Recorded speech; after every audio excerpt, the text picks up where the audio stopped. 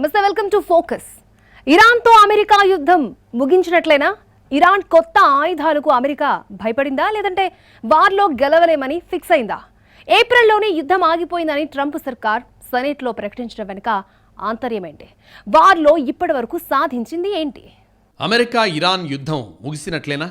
ఒప్పందానికి ఇరాన్ తహతహలాడుతోందా? యుద్ధం ఆగిందని యుఎస్ ఎందుకు ప్రకటించింది? వార్లో 2.30 లక్షల కోట్లు నష్టపోయిన అగ్రరాజ్యం.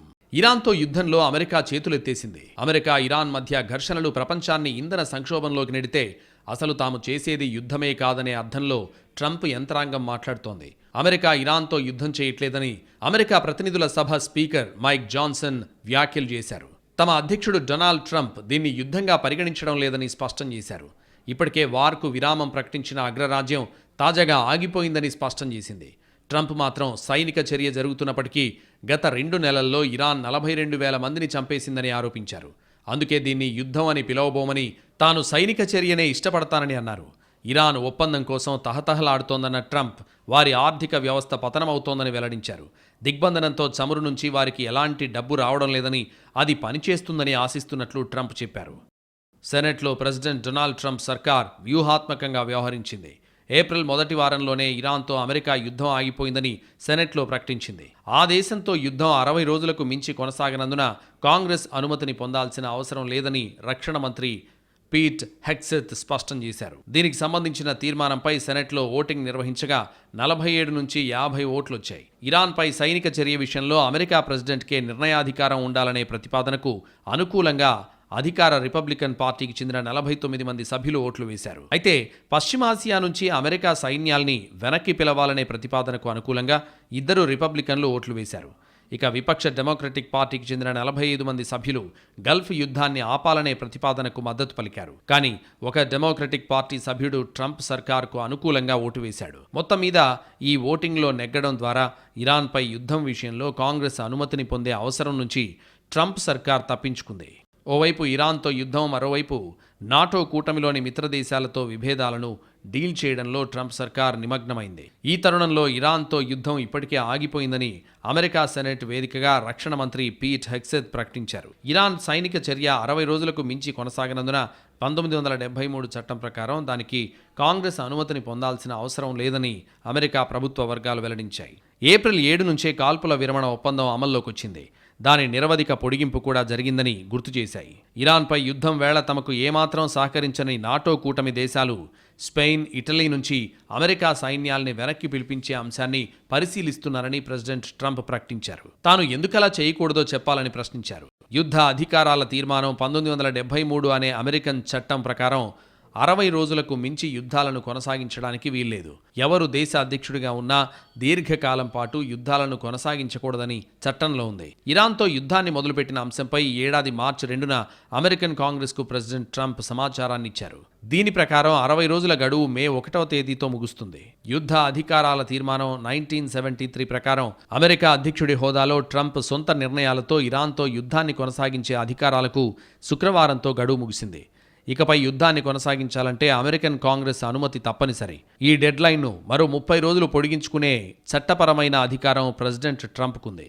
అయితే ఈ పొడిగింపు యుద్ధాన్ని కొనసాగించేందుకు కాదు, సైన్యాల్ని వెనక్కి తీసుకొచ్చేందుకు మాత్రమే. దీర్ఘకాలిక యుద్ధాన్ని ఆపడమంటే డెడ్లైన్ కాదని, అది అవసరమన్నారు ట్రంప్. ఇకపై ఇరాన్పై సైనిక చర్యను కొనసాగించాలని ట్రంప్ సర్కార్ భావిస్తే దానిపై అమెరికన్ కాంగ్రెస్కు స్పష్టతను ఇవ్వాల్సి ఉంటుంది. ఆ సైనిక చర్య ద్వారా అమెరికా కోసం సాధించాలని భావిస్తున్న లక్ష్యాలేంటో వివరించాలి. ఆ సైనిక ఘర్షణను ముగించే వరకు అందుబాటులో ఉన్న వ్యూహం ఏమిటనేది కూడా చెప్పాల్సి ఉంటుంది. ఇరాన్పై యుద్ధాన్ని ఆపాలనే తీర్మానానికి అనుకూలంగా మెజారిటీ సభ్యులు ఓటు వేయడంతో ట్రంప్ యుద్ధాన్ని ముగించాల్సిన పరిస్థితి ఏర్పడింది. 30 రోజుల పాటు టెహరాన్తో జరిగిన వార్లో ట్రంప్ సాధించింది ఏంటని ప్రశ్నించుకుంటే గుండు సున్నా మాత్రమే. ఆ దేశం ఆర్థికంగా భారీగా నష్టపోయింది. లక్షల కోట్ల రూపాయలు యుద్ధం కోసం వెచ్చించాల్సి వచ్చింది. తొలి రోజే 7,000 కోట్లకు పైగా ఖర్చు చేసింది. ఇరాన్తో యుద్ధంలోనే దాదాపు 2.30 లక్షల కోట్ల రూపాయలు అమెరికా కోల్పోయింది. ఊహించని విధంగా ఆయుధాలు, యుద్ధ విమానాలను కోల్పోయింది. అన్ని రోజులు యుద్ధం చేసిన ఇరాన్ మాత్రం అగ్రరాజ్యానికి లొంగలేదు. ఎన్ని రోజులైనా యుద్ధం చేస్తామని ప్రకటించింది. తాము ఎంత నష్టపోయినా అమెరికాను అదే స్థాయిలో నష్టపరిచింది. నువ్వా నేనా అన్నట్లు తలపడింది. చివరికి అమెరికానే తగ్గాల్సిన పరిస్థితులు కల్పించింది. యుద్ధం వల్ల 2 దేశాలకు కలిగిన నష్టం గురించి ప్రత్యేకంగా చెప్పాల్సిన అవసరం లేదు. యుద్ధం కారణంగా సుమారుగా 25 లక్షల కోట్లకు పైగా నష్టపోయామని, అందుకు అనుగుణంగా పరిహారం చెల్లించాల్సిందేనని ఇరాన్ డిమాండ్ చేస్తోంది. తాజాగా అమెరికా సైతం యుద్ధంతో తమ దేశానికి జరిగిన నష్టాన్ని అంచనా వేసింది. ఇప్పటివరకు $25 బిలియన్ ఖర్చయినట్లు పెంటగాన్ అంగీకరించింది. ఇరాన్పై దాడుల వల్ల అమెరికా వద్ద ఉన్న హైటెక్ క్షిపణులు, బాంబుల నిల్వలు తగ్గిపోయాయి. యుద్ధం మొదలైన మొదటి 2 రోజుల్లోనే $5.6 బిలియన్ విలువైన ఆయుధాలు వాడినట్టు సమాచారం. ఈ యుద్ధం ప్రారంభమైన తర్వాత ప్రభుత్వం అధికారికంగా ప్రకటించిన అత్యంత సమగ్రమైన అంచనా ఇది. నాటో కూటమిలో మిత్ర దేశాలు ఇటలీ, స్పెయిన్ నుంచి అమెరికా దళాల్ని వెనక్కి పిలిపించే అంశాన్ని చురుగ్గా పరిశీలిస్తున్నారని ప్రెసిడెంట్ డొనాల్డ్ ట్రంప్ ప్రకటించారు. ఇరాన్తో అమెరికా యుద్ధం వేళ ఆ 2 దేశాలు ప్రదర్శించిన వైఖరి చాలా దారుణంగా ఉందని ఆయన మండిపడ్డారు. అమెరికాకు ఇటలీ ఏమాత్రం పనికి రాలేదని, స్పెయిన్ అయితే మరీ దారుణంగా వ్యవహరించిందని ట్రంప్ ఆగ్రహం వ్యక్తం చేశారు. అలాంటప్పుడు తాను మాత్రం ఆ దేశాల్లో అమెరికా సైన్యాల్ని ఎందుకు ఉంచాలని ఆయన ప్రశ్నించారు. దాదాపుగా ఆ 2 దేశాల నుంచి అమెరికా దళాల్ని వెనక్కి పిలిపించుకుంటామని తేల్చి చెప్పారు. జర్మనీ నుంచి అమెరికన్ సైనికులను వెనక్కి పిలిపించుకునే ప్రతిపాదనను పరిశీలిస్తున్నారని ఇటీవలే ట్రంప్ ప్రకటించారు.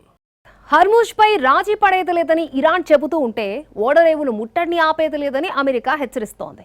వాణిజ్య నౌకల నుంచి సుంకాలను వసూలు చేసే పథకాన్ని ఇరాన్ రెడీ చేస్తోంది. అణ్వాయుధాలు తయారు చేయబోమని హామీనిస్తే ఒప్పందాలని కుదుర్చుకుంటామని అగ్రరాజ్యం స్పష్టం చేసింది. హార్మూజ్పై వెనక్కు తగ్గని అమెరికా, ఇరాన్. ఓడరేవుల ముట్టడిని ఆపేదిలేదని అమెరికా. హార్మూజ్పై రాజీ పడేదిలేదని ఇరాన్. యుద్ధ నష్టాన్ని తామెందుకు భరించాలని అమెరికన్లు. అటు అమెరికా అధ్యక్షుడు ట్రంప్ కానీ, ఇటు ఇరాన్ నాయకత్వం కానీ అసలు వెనక్కు తగ్గడం లేదు. ఇరుపక్షాలు తమ తమ పంతాన్ని నెగ్గించుకునేందుకు యత్నిస్తున్నాయి. ఇరాన్ ఓడరేవుల ముట్టడిని ఆపేదిలేదని ట్రంప్ తేల్చి చెప్తోంది. ఈ ముట్టడిని అత్యంత తెలివైన వ్యూహాత్మక చర్యగా ఇటీవల అభివర్ణించారు. ఇరాన్ ఓడరేవుల ముట్టడనేది అమెరికా నౌకాదళం శక్తి సామర్థ్యాలకు నిదర్శనమన్నారు. శక్తి సామర్థ్యాల్లో అమెరికా నౌకాదళానికి కనీసం దరిదాపుల్లోనూ ఏ దేశమూ లేదని ట్రంప్ వ్యాఖ్యానించారు.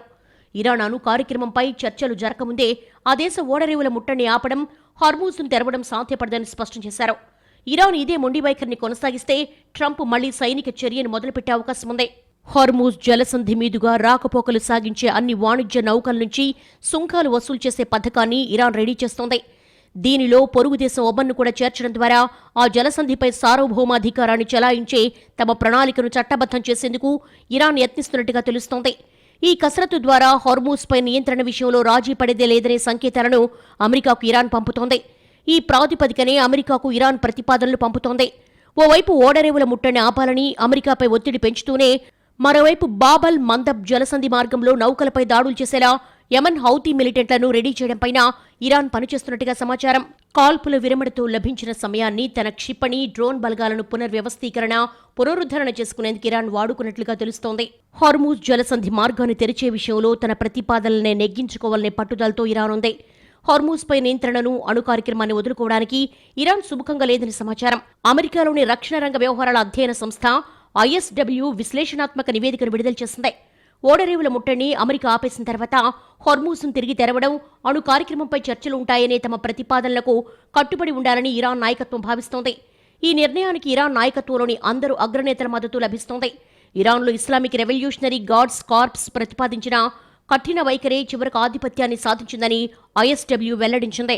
అణ్వాయుధాలను తయారు చేయబోమని ఇరాన్ నాయకత్వం హామీ ఇచ్చే వరకు ఎలాంటి ఒప్పందాన్ని కుదుర్చుకునేదే లేదని అగ్రరాజ్యం స్పష్టం చేసింది. ఇరాన్ అణు కార్యక్రమంపై ఒత్తిడి తెచ్చేందుకే ఆ దేశపు ఓడరేవులను ముట్టడిస్తున్నట్లుగా ట్రంప్ స్పష్టం చేశారు.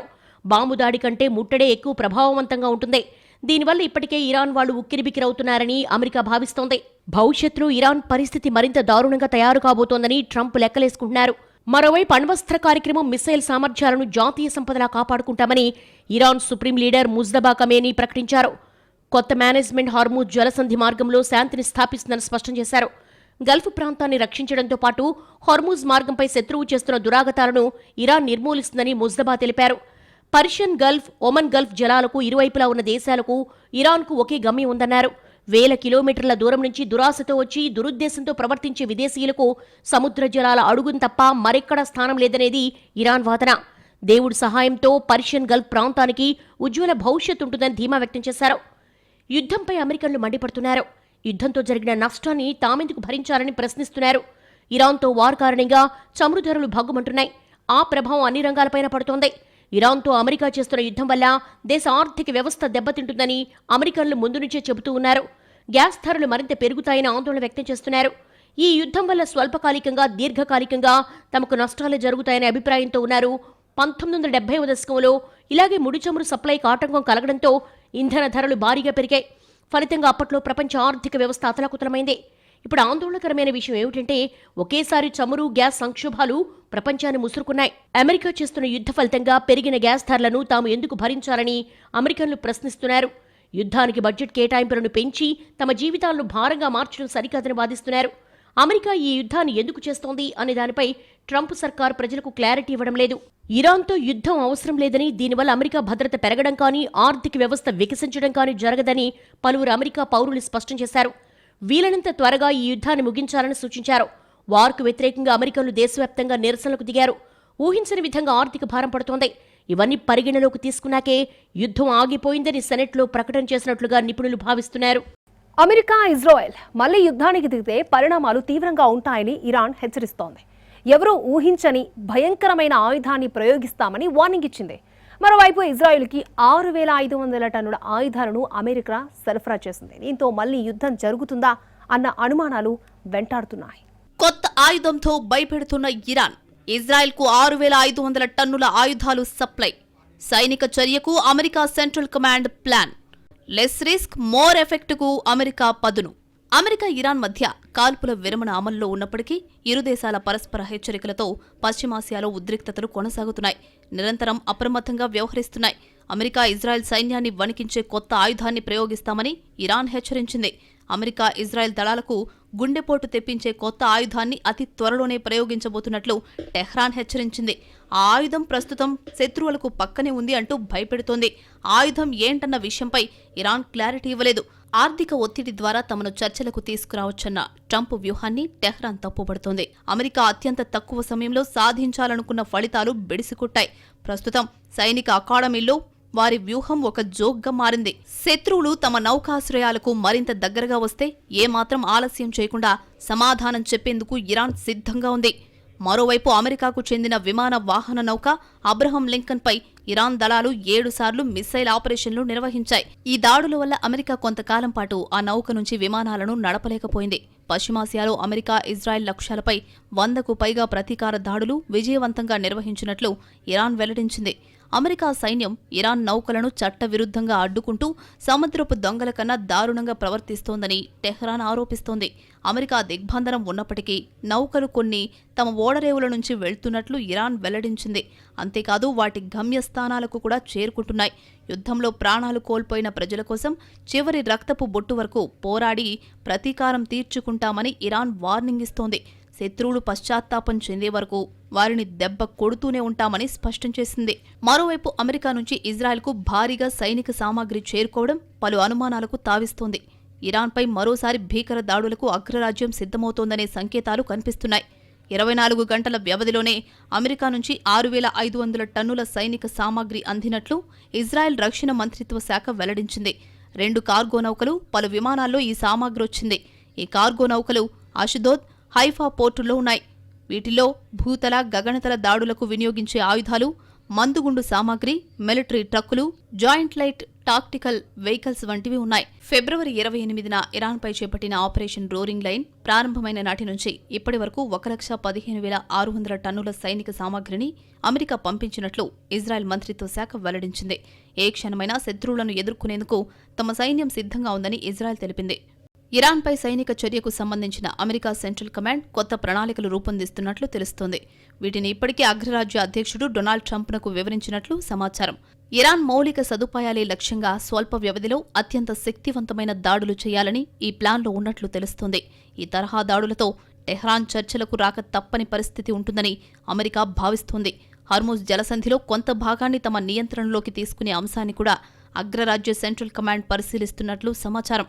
ఇరాన్ అణ్వాయుధ కార్యక్రమాలను పూర్తిగా వదిలేయాలని ట్రంప్ ముందు నుంచి డిమాండ్ చేస్తూనే ఉన్నారు. ఈ క్రమంలోనే టెహ్రాన్ వద్ద ఉన్న శుద్ధి చేసిన యురేనియంను ఎలాగైనా స్వాధీనం చేసుకోవాలని అగ్రరాజ్యం భావిస్తోంది. ఇందుకోసం ప్రత్యేక ఆపరేషన్ చేపట్టే అంశాన్ని కూడా అమెరికా యోచిస్తోంది. ఈ పరిణామాలన్నీ చూస్తుంటే ఇరాన్పై మళ్లీ భీకర స్థాయిలో దాడులు జరుగుతాయనే అనుమానాలు వ్యక్తమవుతున్నాయి. అణ్వస్త్ర కార్యక్రమంపై గతంలో అమెరికా, ఇరాన్ మధ్య కుదిరిన ఒప్పందం స్థానంలో కొత్త ఒప్పందాన్ని అమల్లోకి తేవాలనే పట్టుదలతో ట్రంప్ ఉన్నారు. పాత ఒప్పందం సమగ్రంగా లేదని, దానివల్ల అంతర్జాతీయ భద్రతకు సరైన హామీ లభించడం లేదని ట్రంప్ గతంలో చాలాసార్లు చెప్పారు. నేరుగా అణ్వస్త్ర కార్యక్రమంపై సంప్రదింపులకు ఇరాన్ సిద్ధమైతే తప్ప చర్చల ప్రక్రియను ముందుకు తీసుకెళ్లే ప్రసక్తే లేదని ఇటీవలి అమెరికా ప్రెసిడెంట్ తేల్చి చెప్పారు. ఫిబ్రవరి 28 నుంచి ఇరాన్తో సైనిక ఘర్షణను సాగదీస్తున్న పర్యవసానంగా అమెరికాపై ప్రాంతీయ, అంతర్జాతీయ ఒత్తిడి పెరుగుతోంది. ఇరాన్తో దీర్ఘకాలిక ఆర్థిక ఘర్షణకు అమెరికా ప్రభుత్వం సిద్ధమవుతున్నట్లు తెలుస్తోంది. ఈ వ్యూహంలో భాగంగానే ఇరాన్ ఓడరేవుల ముట్టడిని అమెరికా నౌకాదళం కొనసాగిస్తోంది. ఇరాన్ ఆర్థిక వ్యవస్థకు, చమురు ఎగుమతులకు అంతరాయం కలిగించాలనే ప్లాన్తో అమెరికా ఉంది. తక్కువ రిస్క్, ఎక్కువ ఎఫెక్టుతో కూడిన ఇరాన్ ఓడరేవుల ముట్టడికే అమెరికా సర్కార్ మొగ్గు చూపుతోంది. ఆర్థికంగా ఇరాన్ను బలహీనపరిచి దారికి తెచ్చుకోవాలనే ప్లాన్తో ట్రంప్ ప్రభుత్వం ఉన్నట్లు తెలుస్తోంది.